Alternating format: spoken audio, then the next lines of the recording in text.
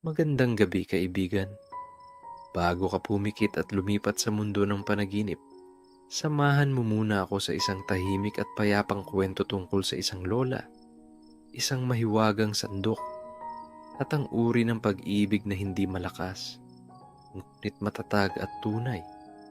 Ito ang kwento ni Lola Cora at ng kanyang pusong kay lambing at kay lalim.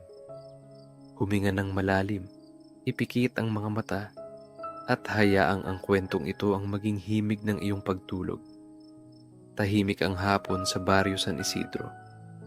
Mahinang umiihip ang hangin at ang mga dahon ng puno ay marahang sumasayaw.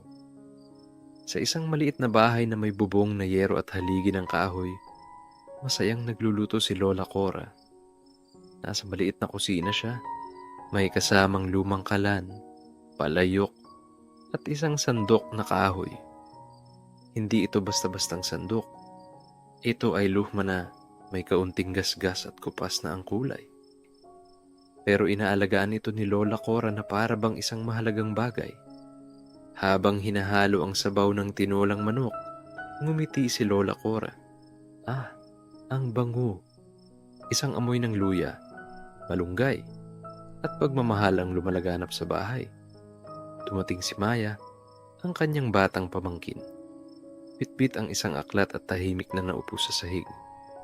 "Lola," tanong niya, "bakit lagi mong ginagamit ang sandok na yan?" Napatingin si Lola Cora sa sandok. Tumigil siya sa paghalo at naupo sa tabi ni Maya. "Ito, apo," sabi niya habang hawak ang sandok, "ay minana ko pa sa aking lola Sabel. Noon pa man, siya na ang pinakamasarap magluto sa aming lugar. Sabi nila, kahit simpleng kanin lang ang ihain niya, parang piyesta na raw." "Bakit po?" tanong ni Maya habang nagkukusot ng mata. "Kasi," sagot ni Lola Cora, "may taglay daw na hiwaga ang sandok na ito. Pero ang hiwaga raw ay hindi galing sa mismong sandok. Galing ito sa pusong nagluluto."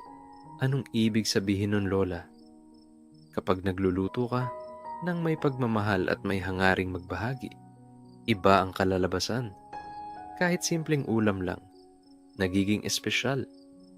Tumahimik si Maya. Napangiti siya. "Kaya pala ang sarap ng luto mo, Lola." Napatawa si Lola Cora, sabay halik sa noo ng apo. "Hindi lang dahil sa sandok, kundi dahil iniisip ko kayo habang ako'y nagluluto." Sa labas, nagsimula ng lumubog ang araw. Ang langit ay naging kulay kahel at rosas. Sa loob ng bahay, patuloy ang paglanghap ng masarap na amoy ng tinola. At sa bawat halo ng mahiwagang sandok, sumasama ang alaala ng pagmamahal. Mula kay Lola Sabel, kay Lola Cora, at ngayoy unti-unting naiintindihan ni Maya. Kinabukasan, maagang gumising si Maya. Maaliwalas ang langit at malamig ang simoy ng hangin. Habang unti-unting pumapasok ang liwanag sa maliit nilang bahay, dahan-dahan siyang lumapit sa kusina. Naabutan niya si Lola Cora na nagbubukas ng bintana. Pinapapasok ang liwanag ng araw at ang sariwang hangin. "Magandang umaga, apo," bati ni Lola Cora habang pinapahid ang basang trapo sa mesa. "Magandang umaga rin po, Lola," sagot ni Maya, sabay yuko. "Pwede po ba akong tumulong magluto?" Napangiti si Lola Cora. "Abay, syempre Maya, laging bukas ang kusina para sa iyo." Tahimik na lumapit si Maya sa lamesa. Bitbit niya ang maliit na apron na ibinigay ni Lola noong nakaraang taon. Isinuot niya ito at hinintay ang susunod na utos. Habang pinupunasan ang mga gulay, hindi maiwasan ni Lola Cora na mapansin kung gaano kamahiyain si Maya. Hindi ito tulad ng ibang bata sa kanilang baryo. Hindi pala salita, hindi mahilig tumakbo o makipaglaro. Mas gusto nitong magkulong sa silid, magbasa, o manood habang si Lola ay nagluluto. Pero sa likod ng katahimikang iyon, alam ni Lola na may malalim at mabait na puso si Maya. Naalala mo ba si Aling Teresa? Yung kapitbahay natin? Tanong ni Lola habang hinihiwa ang sayote. Opo, sagot ni Maya. Mahina ang boses. Bumisita siya kahapon. Sabi niya, ang sarap daw ng tinola natin. Tanong pa nga niya kung may espesyal akong sangkap. Nagkibit balikat si Lola. Sabay tingin sa sandok na kahoy. Sabi ko, wala naman. Pero sa totoo lang, meron talaga. Lumingon si Maya. Ang sandok po. Tumango si Lola Cora. Oo, apo. Pero ang sandok ay parang tulay lang. Ang totoo, ang sikreto, ay ang taong naglalagay ng pagmamahal sa bawat halo. Tahimik si Maya. Pinagmasdan niya ang sandok habang nakasabit ito sa gilid ng kalan. Parang ordinaryo lang itong kahoy. Pero kapag hinawakan ni Lola, may kung anong kakaibang pakiramdam. Parang yakap, parang awit, parang kwento ng nakaraan. Lola, mahina niyang tanong, pwede rin po bang matutong gumamit ng mahiwagang sandok? Napangiti si Lola, sabay abot ng kamay ng apo. Hindi lang pwede, dapat. Nagulat si Maya. Talaga po? Oo, Maya. Pero may isang kondisyon, sabi ni Lola, sabay kindat. Ano po yun? Dapat bukal sa puso mo ang pagluluto. Hindi dahil kailangan, kundi dahil gusto mong makapagpasaya ng iba. Tahimik na tumango si Maya. Hindi siya agad sumagot. Pero sa puso niya, may maliit na ningas na nagsimulang magliab. Hindi apoy ng kalan, kundi apoy ng bagong pangarap. Habang patuloy silang nagluluto, dahan-dahang nawawala ang hiya ni Maya. Sa bawat hiwa ng gulay, bawat halo ng sabaw, at bawat tawa ni Lola natututo siya. Hindi lang ng pagluluto, kundi ng tiwala sa sarili at pagmamahal sa ginagawa. At habang ang araw ay patuloy na umaakyat sa langit, si Maya at si Lola Cora ay may bagong simula. Isang batang mahiyain at isang lola na may pusong puno ng kwento, sabaw at hiwaga. Tanghaling tapat na. Ang amoy ng mainit na sabaw ng tinola ay sumisingaw mula sa maliit na bintana ni Lola Cora. Sa labas, ang hangin ay may dalang bango ng niluluto nilang pagkain. Sariwang luya, manok, at mga dahon ng sili. Si Maya ay tahimik lang sa gilid. Pinapanood si Lola habang patuloy na hinahalo ang sabaw gamit ang mahiwagang sandok. Lola, tanong ni Maya, lahat po ba ng sandok ay pwedeng maging mahiwaga? Ngumiti si Lola. Hindi lahat, apo. Pero ang bawat lutong mula sa puso, iyon ang tunay na mahika. Biglang kumatok sa pinto. Tok, tok, tok. Sabay na napatingin si Lola at Maya. Aba, may bisita, sabi ni Lola habang pinupunasan ng kamay sa tuwalya. Binuksan niya ang pinto at bumungad ang isang matandang lalaki. Payat siya, may salamin, at may hawak na maliit na bag. Magandang tanghali, Cora, sabi ng matanda. Tonyo, gulat na bati ni Lola. Kay tagal mo namang nawala. Si Ginoong Tonyo ay dating kaibigan ni Lola noong kabataan nila. Madalang na lang ito dumalaw simula nang lumipat siya sa kabilang bayan. Pero ngayon, narito siya sa kanilang pintuan, may bitbit ng ngiti at alaala. Napadaan ako dahil naamoy ko ang sabaw mo. Kahit sa kanto pa lang, biro ni Ginong Tonyo. Natawa si Lola. Ikaw talaga. Halika, tumuloy ka. Tamang-tama at may tinola kami ni Maya. Tahimik na pinanood ni Maya ang bisita. Hindi siya sanay sa mga bagong tao, pero may kabaitan sa mga mata ni Ginoong Tonyo. Napansin din ng matanda ang bata. Siya ba ang apo mo? Tanong nito. Oo, sagot ni Lola. Si Maya. Mahiyain, pero may puso sa pagluluto. Ngumiti si Ginoong Tonyo kay Maya. Mabuti naman. Ang luto kasi, hindi lang para sa tiyan. Para rin sa puso. Habang kumakain sila ng sabay-sabay sa maliit na mesa, puno ng kwento at halakhakan ang paligid. Si Maya, Bagamat tahimik pa rin, ay unti-unting nakaramdam ng aliwalas. Nakikinig siya sa kwento ni Lola at Ginoong Tonyo, mga kwento ng kabataan ng bayang luma, ng palengke at pista. Sa gitna ng salo-salo, inabot ni Lola kay Maya ang sandok.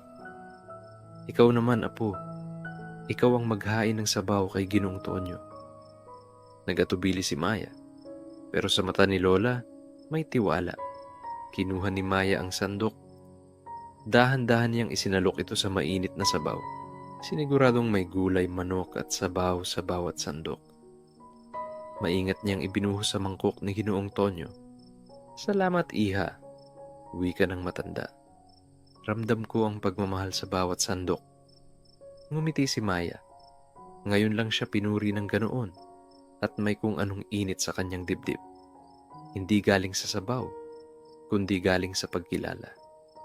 Habang dahan-dahang lumalalim ang hapon at ang araw ay humahalik na sa mga bubong, alam ni Maya na ang bawat bisita, bawat sandok, at bawat kwento ay bahagi ng mahiwagang gabay ng kanyang lola.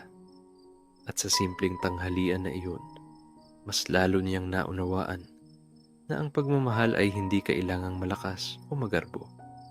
Minsan, sapat na ang sabay na pagkain, isang sandok ng sabaw, at tahimik na pagtawa sa mesa.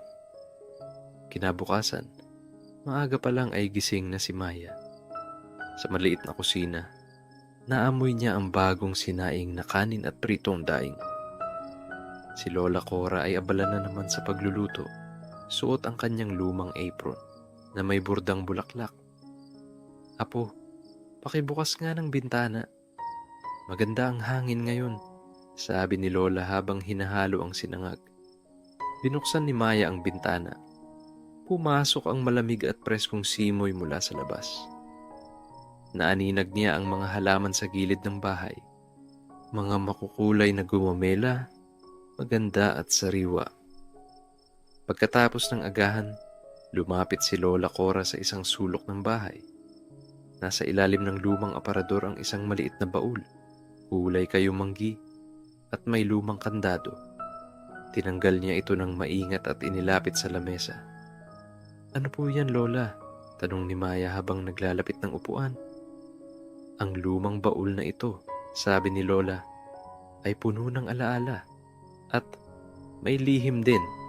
Lumaki ang mata ni Maya. Lihim po? Oo, dito ko inilalagay ang mga bagay na may kahulugan sa puso ko. Mga luma at simpleng bagay, pero may kwentong kasama. Binuksan ni Lola ang baul. Maingat, dahan-dahan, na para bang binubuksan niya ang puso ng nakaraan. Ang unang nakita ni Maya ay isang maliit na recipe book. Lumang-luma na ito. May kupas na mga pahina at sulat kamay na mga letra. Ito ang unang recipe book na ibinigay sa akin ng nanay ko. Nasa loob ang recipe ng sabaw na niluluto natin. Sumunod ay isang lumang larawan. Sino po yan? Tanong ni Maya. Si lolo mo. Nung una pa kaming nagkakilala. Mahiyain siya, pero mabait at mapagkumbaba. Katulad mo. Napangiti si Maya. Kinuha ni Lola ang isang maliit na sandok. Hindi ang mahiwagang ginagamit nila sa kusina, kundi isa pang lumang sandok yari sa kahoy. Ginamit ko ito nung unang beses akong nagluto para kay lolo mo, kwento ni Lola. Wala pa kaming maraming gamit noon, pero ang pagkain namin, puno ng pagmamahalan. Tahimik si Maya habang pinapanood ang bawat bagay na inilalabas ni Lola mula sa baul. Isang panyo na may burdang pangalan, isang lumang sulat, at isang bulaklak na pinatuyo. Bakit niyo po itinatago lahat ito, Lola? Tanong ni Maya. Ngumiti si Lola. Dahil sa bawat simpleng bagay na ito, may paalala na ang pagmamahal ay hindi laging malaki, hindi laging maingay.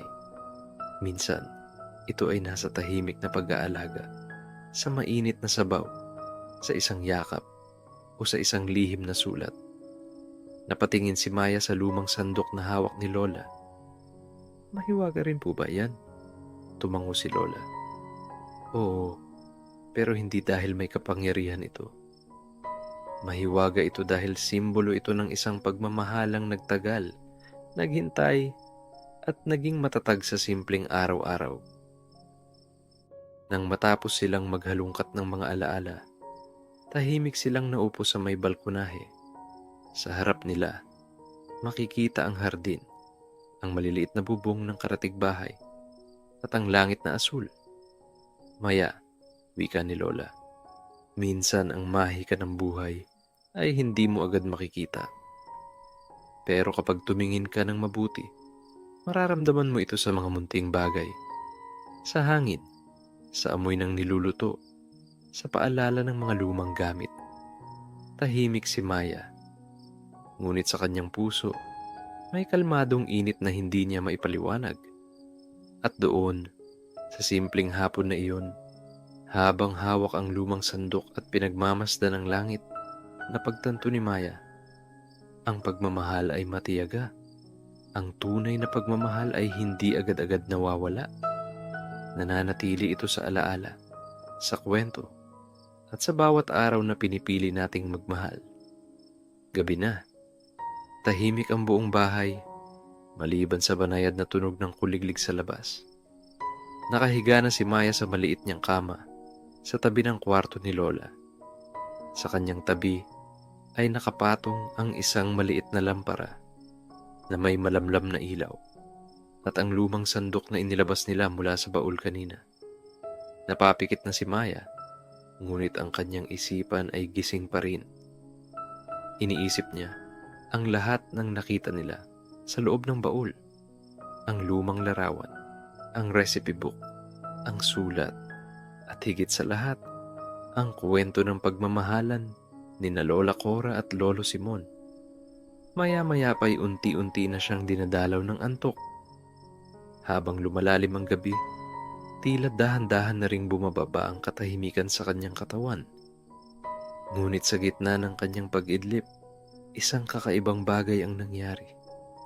Sa kanyang panaginip, nakita niya ang lumang kusina ni Lola. Ngunit mas maliwanag ito. Parang may mahikang liwanag na bumabalot sa paligid. Ang mga kawali at kasirola ay nakasabit ng maayos. At ang lumang kalan ay may apoy na kumikislap kahit walang nagsisindi. Sa gitna ng kusina, naroon ang mahiwagang sandok. Nakaangat ito sa ere, dahan-dahang umiikot, parang iniimbitahan siyang lumapit. Halika, Maya. May boses siyang narinig, malumanay at pamilyar. Boses ni Lola. Lumapit si Maya sa sandok. Paghawak niya rito, bigla siyang dinala sa isang bagong tanawin. Nasa gitna siya ngayon ng isang lumang palengke. Maraming tao. May mga nagbebenta ng gulay, prutas at isda. Ang hangin ay may halong amoy ng tinapa at bagong lutong kanin. Ngunit kakaiba sa lahat, ang mga tao ay nakangiti. Parang kilala siya. Parang masaya silang naroon siya. Sa gitna ng palengke, nakita niya si Lola Cora, mas bata, mas masigla. Kasama si Lolo Simon, hawak ang dalawang bitbit na bayong. Maya, tawag ni Lola sa panaginip. Halika, tutulungan mo kaming mamili. Lumingon si Maya sa paligid. Napagtanto niyang narito siya sa nakaraan. Isang alaala na hindi niya nakita. Ngunit ngayon nararanasan niya sa pamamagitan ng mahiwagang sandok. Habang namimili sila, naramdaman ni Maya ang kakaibang ligaya. Ang simpleng pamimili ng mga gulay, ang tawanan ng magkasintahan, ang alo ng mga tao sa palengke. Lahat ito'y puno ng kababaang loob, pasensya, at pagmamahalan. Pagkatapos mamili, biglang lumipat ang tanawin. Nasa bahay na naman sila. Si Lola at Lolo ay magkatabi sa kusina, nagluluto ng sinigang. Ang sabaw ay kumukulo sa palayok at ang mahiwagang sandok ay siyang ginagamit ni Lola sa paghahalo. Maya, wika ni Lolo sa panaginip, ang tunay na mahika ay wala sa sandok, kundi sa pag-ibig na inilalagay mo sa bawat luto, bawat araw, at bawat alaala. Tumango si Lola. At kahit wala na kami balang araw, kung marunong kang magmahal ng simple, totoo, at may tiyaga, palagi mong madadala ang mahikang iyan. Napaluha si Maya sa kanyang panaginip, ngunit hindi ito malungkot. Ito'y puno ng init. Init ng isang tahanan. Init ng mga taong minahal ng tahimik pero buo. Nagising si Maya habang lumalambot pa ang liwanag ng umaga. Nasa tabi pa rin niya ang lumang sandok. Hindi na umiikot, pero tila may bagong ningning ito sa ilalim ng sikat ng araw. Salamat, Lola, bulong ni Mahia. Salamat, Lolo. Sa kanyang puso, alam niyang may natutunan siya, kahit sa panaginip. At sa bawat araw mula noon, dala niya ang mensahe ng kanyang panaginip. Ang pagmamahal ay hindi kailangang malakas. Kahit tahimik, basta totoo, sapat na upang gawing mahiwaga ang bawat simpleng araw. Kinabukasan, maagang nagising si Maya. Ang sinag ng araw ay dahan-dahang pumapasok sa bintana ng silid at ang hangin ay malamig ngunit banayad. Nakaupo siya sa sahig ng sala habang si Lola Cora ay nagwawalis sa labas ng bahay. Sa tabi ni Maya ay nakapatong pa rin ang lumang recipe book na natagpuan nila kahapon. Isa-isa niya ulit binuklat ang mga pahina. May mga mantsa ng sabaw, mantika, at tinta. Mga senyales ng maraming taon ng pagluluto at pagsusulat. Nakatala roon ang mga paboritong putahe ni Lolo Simon. Sinigang na baboy, adobong manok, ginataang bilo-bilo, at ang matamis na nilupak na lagi raw niyang hinihintay tuwing Sabado ng hapon. Habang binabasa ang bawat pahina, napansin ni Maya ang isang pahina sa pinakadulo na tila idinikit. Maingat niyang sinilip ito at dahan-dahang tinanggal ang pagkakadikit. Laking gulat niya nang may lumitaw na sulat. Lumang-luma, halos kupas na, ngunit malinaw pa rin ang mga letra. Para kay Cora, ang aking mahal, aking tahanan, at aking sandigan. Kung nababasa mo ito, marahil ay matagal na akong wala. Huwag kang malungkot, mahal. Ang bawat araw na kasama kita ay sapat na upang punuin ang buong buhay ko ng ligaya. Alam kong hindi tayo mayaman, pero sa bawat simpleng hapunan na niluto mo gamit ang sandok na ito, ramdam ko ang yaman ng pagmamahal mo. Salamat sa pasensya mo sa mga araw na mahina ako. Salamat sa pagtaawa sa mga biro kong paulit-ulit. Salamat sa pagbabahagi mo ng init ng puso mo hindi lang sa akin, kundi sa mga bata sa palengke, sa mga kapitbahay, at higit sa lahat, sa ating apo, na alam kong darating balang araw. Kung siya'y nagbabasa nito, gusto kong malaman niyang ang pagmamahal ay hindi kailangang magarbo. Ang totoong pagmamahal ay makikita sa araw-araw, sa paghuhugas ng pinggan, sa pag-aabot ng mainit na kape, sa pagbubunot ng sahig habang sabay tayong kumakanta ng lumang awitin. Cora, ikaw ang aking tahanan, at sa sandok na ito, inilagay mo hindi lang ang pagkain, kundi ang pagmamahal na bumuo sa ating pamilya. Habang buhay, tahimik lang si Maya matapos basahin ang sulat. Dahan-dahang lumapit si Lola Cora, na noon ay bitbit na ang isang tasa ng tsaa. Binasa mo na, tanong ni Lola, na may ngiting malungkot pero payapa. Tumango si Maya. Lola, ang ganda po ng sinulat ni Lolo. Para pong hindi lang para sa inyo, kundi para rin sa akin. Umupo si Lola sa tabi niya. Oo, apo. Alam ni Lolo mong darating ka. Alam niyang balang araw, may hahawak din ng sandok na iyan. Hindi lang para magluto, kundi para maramdaman ang pagmamahal sa likod ng bawat timpla, bawat halo, bawat hapunan. Niyakap ni Maya ang kanyang lola. Mainit, tahimik, payapa, habang tanghaling tapat na. Naisipan ni Lola Cora na muling gamitin ang sandok. Naghanda siya ng ginataang mais, paborito ni Maya tuwing tag-ulan. Habang hinahalo ang sabaw sa palayok, nagkwento si Lola ng mga araw kung kailan sila ni Lolo ay sabay na naghuhugas ng pinagkainan, nagtatanim ng halamang gamot sa likod bahay, at nagtatawanan tuwing nagkakatalo kung maasim ba o maalat ang luto. Wala man siyang mamahaling regalo, pero bawat araw niya ay parang alay sa akin, ani Lola, habang patuloy sa paghahalo. At yan ang gusto ko ring ipamana sa iyo, Maya, sang pag-ibig na hindi kailangang ipagsigawan. Tahimik pero buo, simpleng buhay pero may lalim. Pagkatapos nilang kumain, si Maya ay muling naupo sa tabi ng baul. Marahan niyang hinaplos ang sandok na ngayon ay parang mas makinang sa kanyang paningin. Hindi ito gawa sa ginto, ni hindi ito moderno. Ngunit dala nito ang kwento ng dalawang pusong minahal ang isa't isa ng buong buo. Sa simpleng sandok na ito, natutunan niyang ang tunay na pag-ibig ay matiisin. Ang pag-ibig ay nananatili kahit sa pagdaan ng panahon.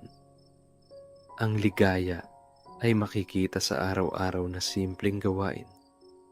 Tahimik man ang pagmamahal, ito ay may lalim at lakas. Habang lumulubog ang araw at ang langit ay nagiging kulay kahel, napangiti si Maya. Sa kanyang puso, ramdam niya na kahit wala na si Lolo Simon, buhay na buhay pa rin siya sa alaala, sa kwento, at sa bawat sandok ng pagmamahal. Makalipas ang ilang linggo, naging bahagi na ng araw-araw ni Maya ang pagluluto kasama si Lola Cora. Sa bawat sandok ng sabaw, sa bawat timpla ng gata, at sa bawat paghalo ng sangkap, unti-unti niyang natutunan ang mga simpleng sikreto ng kusina. At higit pa roon, ang mga aral na nakatago sa likod ng bawat luto. Isang hapon, habang mahinang umuulan at ang hangin ay malamig-lamig, tinawag ni Lola si Maya. "Apo," wika ni Lola habang nakaupo sa duyan sa kanilang balkonahe.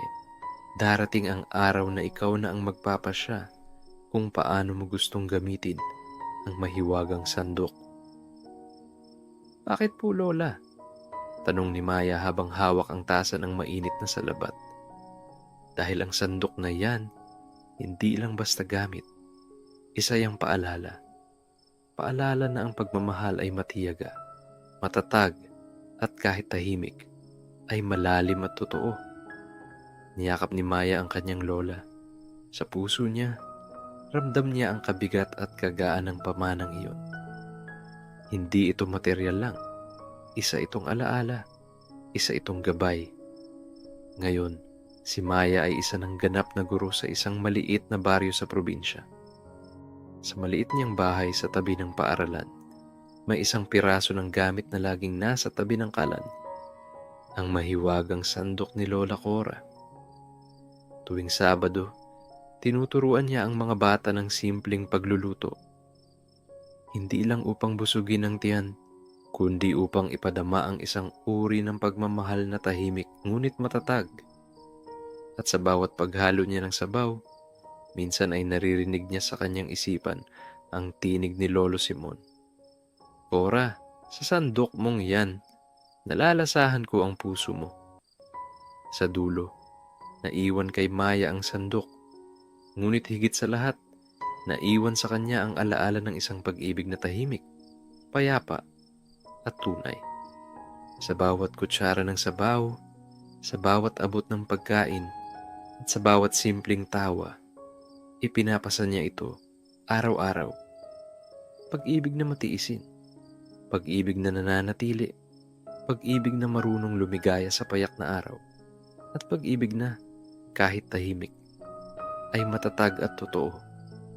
Salamat sa pakikinig, kaibigan. Sana ay nadama mo rin ang init ng pagmamahal ni Lola Cora at Lolo Simon. Sa mga simpleng bagay, sa mainit na sabaw, sa lumang sandok, nandiyan ang tunay na pag-ibig, mahimbing na pagtulog, At hanggang sa susunod na kwento.